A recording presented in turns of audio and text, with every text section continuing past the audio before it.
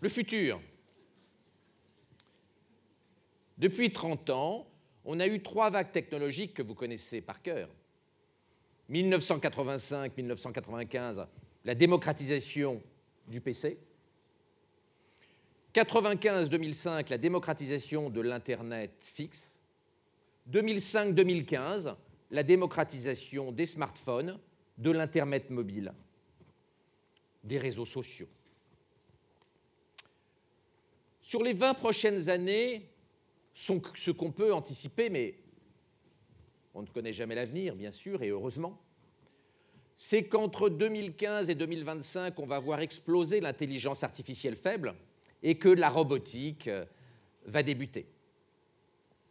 La révolution biotech, elle va venir après, pas avant 2025.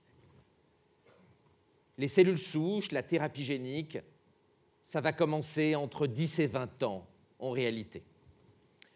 Parce que c'est très compliqué et qu'il faut beaucoup d'intelligence artificielle, par exemple, pour bien comprendre notre biologie et notre génome. Qu'on s'en réjouisse ou qu'on s'en effraie. Ces évolutions technologiques, elles sont effectivement foudroyantes. Et il y a plein de bombes éthiques cachées derrière ces technologies.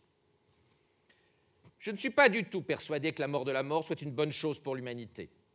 Mais ma conviction, c'est que nous allons beaucoup faire reculer la mort dans les décennies et les siècles qui viennent, pour le meilleur ou pour le pire.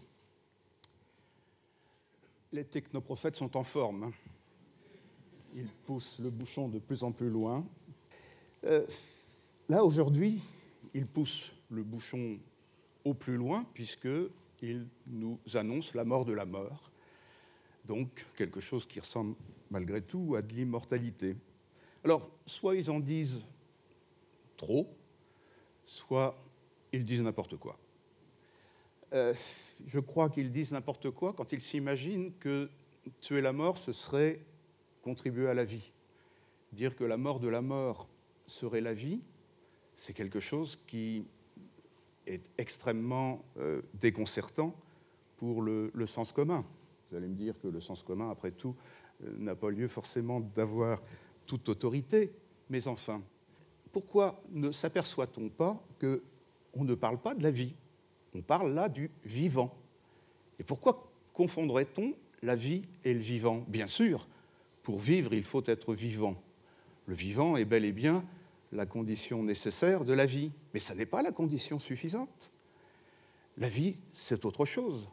Et là, ce qu'on nous propose, c'est finalement la perspective de pérenniser les métabolismes biologiques. Alors souvent, quand je parle avec Laurent, on me dit, mais enfin, tout le monde veut être immortel.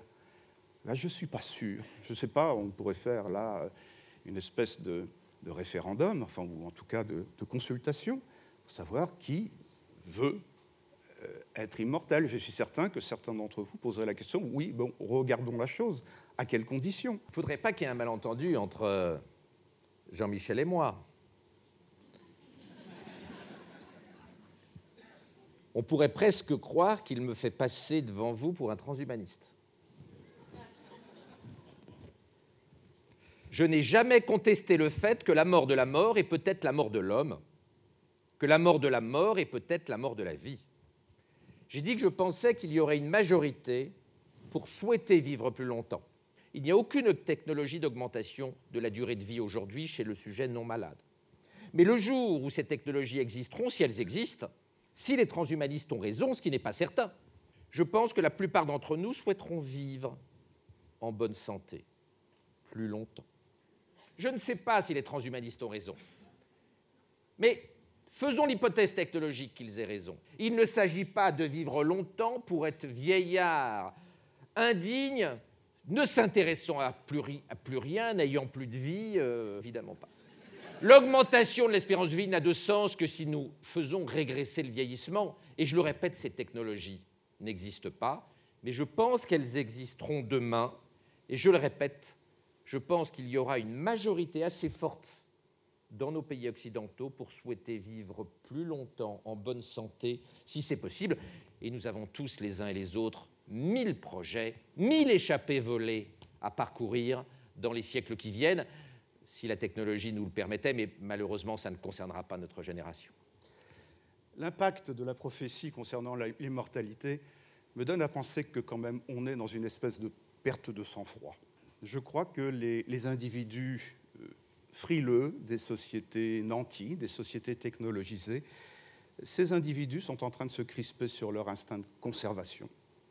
Et ils veulent à tout prix échapper effectivement à la mort. Ils sont tétanisés par l'idée de la mort. Je ne veux pas faire évidemment l'éloge de la mort, parce que moi aussi, j'adhère complètement à cette évidence selon laquelle nous souhaiterions tous vivre longtemps et en bonne santé. Mais je ne le ferai pas pour ma part au prix de brader tout ce que la mort a pu creuser dans notre humanité, a pu ouvrir dans notre humanité. Car enfin, l'essentiel de notre culture repose sur cette idée de la mort. Il n'y aurait pas de philosophie sans mort, il n'y aurait pas de littérature sans mort, il n'y aurait pas de musique sans mort, pas d'art plastique. Il n'y aurait rien de tout cela, parce que nous avons le sentiment que c'est la mort qui donne le sens à la vie. C'est cette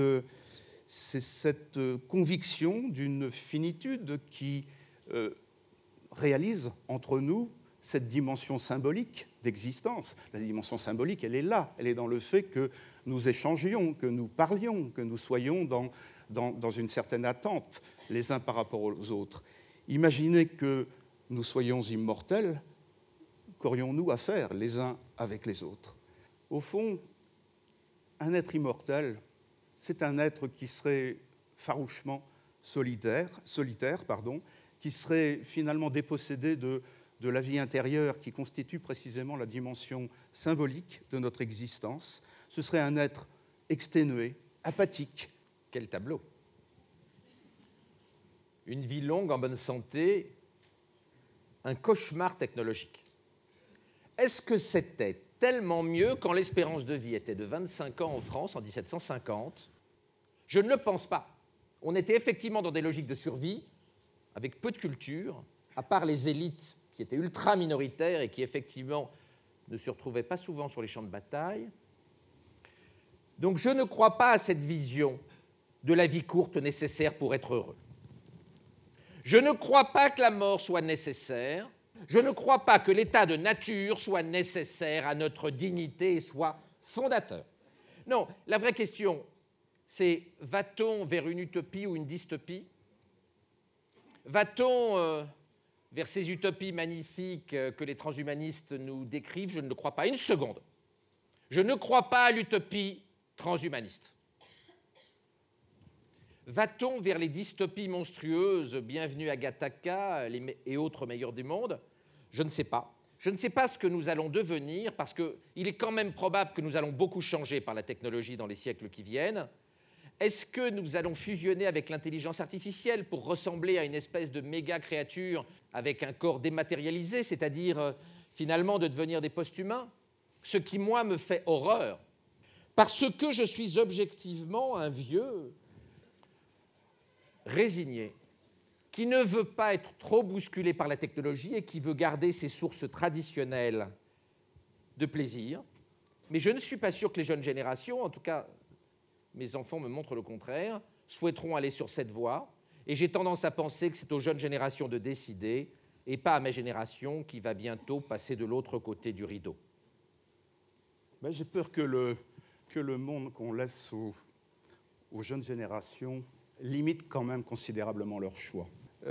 Pour ma part, je refuse que la technologie nous soit imposée comme une fatalité. Et dans le discours de Laurent, j'ai l'impression que voilà, il y a quelque chose qui s'emballe et qui nous ôte quand même beaucoup de pouvoir. Bon, je crois qu'il est plus que jamais indispensable de mettre la technologie en discussion, en culture, comme disent certains, c'est-à-dire en dialogue. Or, je vois aujourd'hui de plus en plus les technoprophètes nous couper la parole, c'est-à-dire nous interdire précisément la mise en discussion. On met en avant des chiffres, des tendances, des rapports de force. On s'installe dans cette dans cette idée, finalement, que la technologie est fondamentalement soustraite à ce que j'appellerais le politique, tout simplement, c'est-à-dire cette mise en dialogue, cette mise en discussion à propos de ce qui concerne, au bout du compte, notre destin. Je suis d'accord avec Jean-Michel sur un point, nous devons garder le plus possible notre libre arbitre face à la technologie, et on a un vrai problème, c'est que la technologie, elle est partiellement déterministe. C'est-à-dire, qui parmi nous n'a pas un smartphone dans sa poche? La révolution des smartphones, le tsunami a déferlé, aucun d'entre nous n'a pu résister, à part quelques très rares héros anti-technologiques. Donc globalement, nous avons une difficulté. Comment on refuse d'être submergé par le tsunami technologique? Comment on le régule? Avec quels instruments politiques et institutionnels et psychologiques et philosophiques? Et la réponse n'est pas simple, car beaucoup de gens veulent le confort des technologies NBIC. On l'a vu pour le téléphone portable, on le verra demain si on peut augmenter la vie en bonne santé. Il va falloir un vrai débat politique. Et personnellement, je pense que les mouvements citoyens d'activistes, je pense que les hackers politiques sont nécessaires.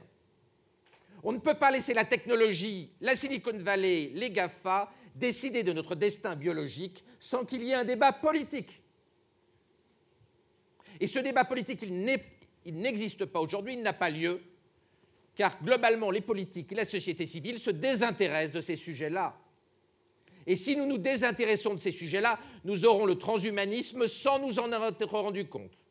Et nous serons effectivement sur un toboggan bioprogressiste et transhumaniste sans pouvoir nous arrêter. Il me paraît très important de dire qu'il va y avoir de légitimes oppositions entre les bioconservateurs et les transhumanistes, entre les post-humanistes, les biohackers, les religieux, les écologistes, les catholiques ayant la conviction que la dignité de l'homme passe par sa non-modification. Ces débats sont légitimes, ces débats sont très complexes. Je ne me permettrai pas de les trancher. Et il ne faut pas se tromper, chacune de ces positions est tout à fait acceptable. Et il n'y a pas de vérité, et aucun d'entre nous ne connaît la vérité sur le bon point d'équilibre dans l'utilisation de la technologie et jusqu'où il faut, comme les transhumanistes les plus excessifs à la Kurzweil nous proposent d'aller vers un humain 2.0, ou comme les bioconservateurs religieux s'opposent à toute modification biologique de nos corps. Je crois qu'il est fondamental, dans le monde qui vient, de développer le débat citoyen. Je pense qu'il faut mettre des moyens considérables sur l'école, sur la formation. Nous ne pouvons pas laisser, face à l'intelligence artificielle dans les décennies qui viennent, des jeunes aussi mal formés qu'aujourd'hui. Mais l'éducation, puisque tu en parles, l'éducation, oui, il faut réveiller vraisemblablement la confiance en l'éducation. Mais est-ce qu'on peut réveiller la confiance en l'éducation en mettant en avant la neuroéducation, par exemple, l'enhancement intellectuel? Je vais prendre juste un exemple. 4,5 millions de jeunes Américains prennent de la Ritaline, une molécule apparentable à une amphétamine qui est censée permettre de lutter contre l'hyperactivité et de favoriser le pouvoir de concentration nécessaire précisément à des jeunes qui vont à l'école. Eh bien, 4,5 millions d'Américains, donc 4,5 millions de familles, considèrent que la voie la meilleure pour mettre leurs enfants en mesure de recevoir les bénéfices de l'enseignement passe par des molécules issues des neurosciences, et non plus par, finalement, la relation éducative qui pouvait sembler, jusqu'à présent, le bon sens. Eh bien, je crois que là, il y a un symptôme, le symptôme précisément de cette démission de l'humain par rapport à ses pouvoirs au profit de technologies. Eh bien, c'est là où je dis que se pose le problème essentiel. Nous avons lieu d'essayer de réconcilier l'humanité avec elle-même, de sorte qu'elle ne se jette pas dans les bras des technologues, et faire en sorte que, finalement, si nous ne pouvons pas faire amis avec les machines, eh bien, nous efforcions de les neutraliser. Et c'est ça qui est profondément aujourd'hui subversif. Merci.